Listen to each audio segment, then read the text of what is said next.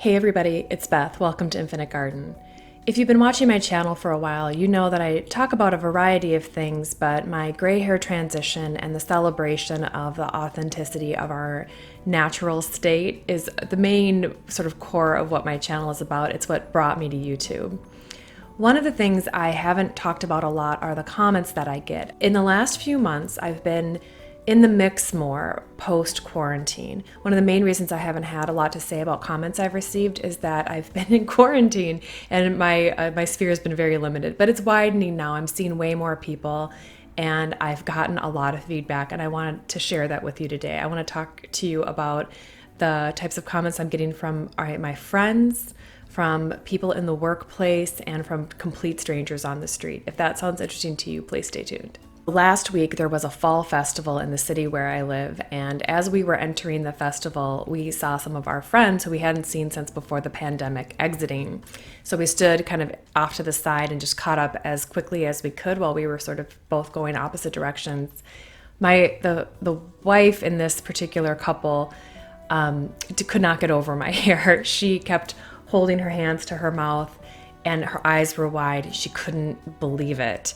And she kept asking me to verify that my gray, the dark streaks were not salon assisted, that this is just natural. It was kind of funny. We were probably talking for a few minutes and I don't think she ever got over it in the entire conversation. It was kind of funny. She definitely seemed supportive of it. It wasn't like a horror shock, so that was good. But she was really impacted by it. I was surprised. The other thing that happened this past week, so just a couple nights ago, we had some friends over for dinner. And again, this is a friend that I've maybe seen once during the pandemic, but we were out on the street and it was cold and I could have even been wearing a hat. I can't remember. So she knew that my hair was in this transition phase, but she hadn't seen me.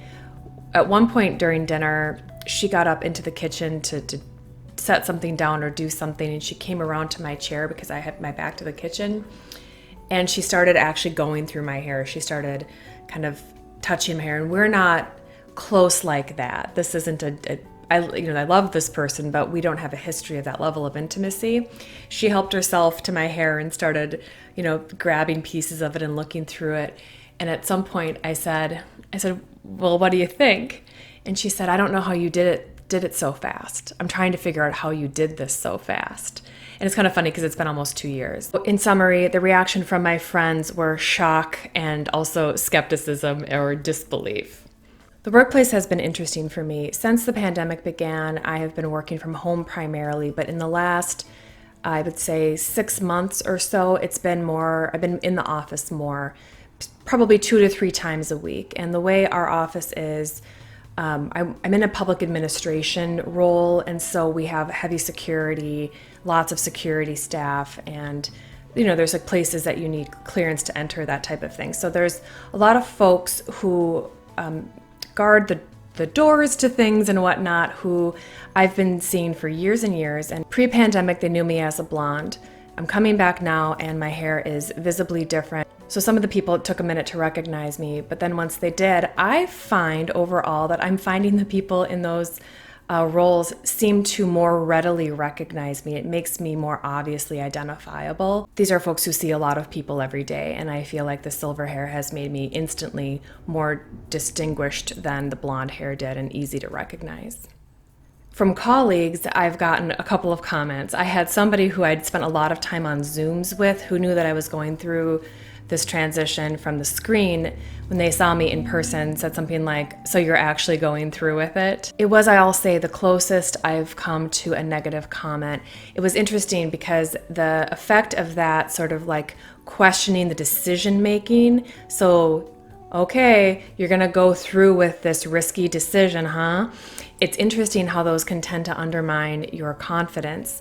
But unfortunately for this person, who I think might have actually been trying to do that, is counterbalanced by all of these other sorts of feedback that I'm getting that I feel like are much more spontaneous and authentic. So that one ended up not bothering me that much. It made it easier for me to weather kind of a sort of sideways negative comment. And one of the reasons why I don't feel bothered by those comments is because of the reaction from strangers on the street. I live in a big city with very real and serious big city concerns. So, in the center of the downtown, there's a couple of areas where there are fountains and people gather there. So, as long as I've been living here, there's one fountain in particular where you can always count on there being a crowd. And if you cross by the fountain, you're going to hear from the crowd. Just a quick detour story. In 2016, a group of women and I were crossing through that fountain area on our way to see Beyonce on the Lemonade tour. And one of my girlfriends had this fabulous ostrich feather jacket that she'd gotten from this boutique in London, and she looked amazing. And when we walked through the fountain, the group that had gathered there stood up and literally gave her a standing ovation for the look she was serving as we were heading to Beyonce. It's one of my favorite memories from living where I live. Anyway, so I'm at that spot in town and I'm walking with a friend. And there was a man there who, as I crossed by him, he said, and I'm going to just channel the energy. I'm not like mimicking him or like trying to make fun of him in any way. I just need to convey the level of energy that this comment included. He sort of bared down and closed his eyes and he said, "I love your hair. I love your hair so much." So I had a witness for this. This was kind of amazing. He was pretty close to me too. And I didn't even have my hair down. It was kind of hot. So I had it like up and back like this, but he felt it. He felt moved to let me know. And I was kind of like startled, and I was also appreciative. And finally, what is very interesting to me is that I'm getting a lot of feedback from women in their late teens, early 20s. There is an extremely enthusiastic and somewhat uncontrolled response to it from this particular demographic. I'm getting a lot of enthusiasm, a lot of questions about whether or not it's real and how they can get it. Unfortunately, ladies, you're just going to have to wait.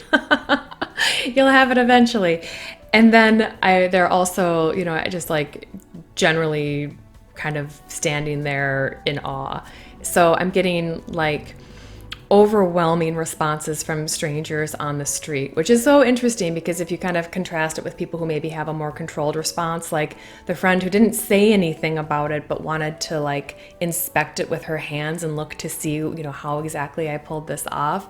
When I'm getting these responses from people in the street and comparing it to people who maybe are a little more measured in the way that they address me, I can kind of put together what's happening. When I finally made the decision that I wanted to stop dyeing my hair, I had a sense that it might look pretty good because I had been watching a lot of the Silver Sister videos on YouTube and following channels on Instagram, and I'd seen so many examples of women who looked fantastic with their silver hair.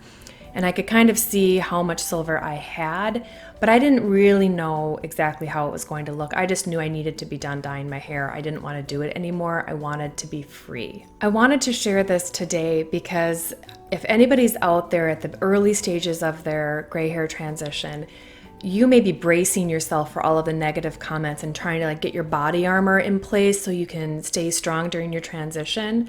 I just want to warn you that you might also have to make some room for from really amazing compliments. If you're not used to getting them or not used to sort of receiving strong responses from people based on what you look like, that might be coming your way. It's a powerful choice to let your grays come in, and people have a lot to say about it. So be ready for that too. The positive can be a little surprising sometimes too. I hope you enjoyed my stories from the last week, and I hope you guys all have a great week ahead. I'd love to hear any comments you guys have down below, and I hope to see you soon.